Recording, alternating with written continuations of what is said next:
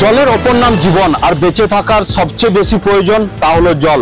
আর সেই জল সংকটেই ভুগছে বিনপুর 1 নম্বর ব্লকের দহিজুড়ি গ্রাম পঞ্চায়েতের ডাকবাংলো, তাঁতিপাড়া সহ তার পার্শ্ববর্তী একাধিক প্রকল্প নেওয়া হয়েছে জল জীবন মিশনের মাধ্যমে।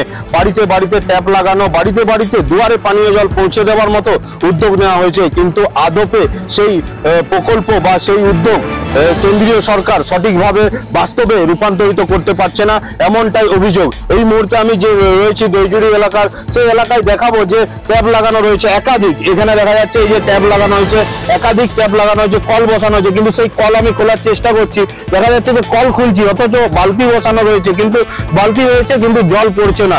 প্রত্যেকটি বাড়িতে এইভাবে কল লাগানো হয়েছে, কিন্তু সেই কল থেকে জল পড়ছে না। একাধিকবার এই এলাকার মানুষজন জলের দাবিতে সরব হয়েছেন, রাস্তা অবরোধ করেছেন, কিন্তু তারপরও প্রশাসনের হুঁশ ফেরেনি।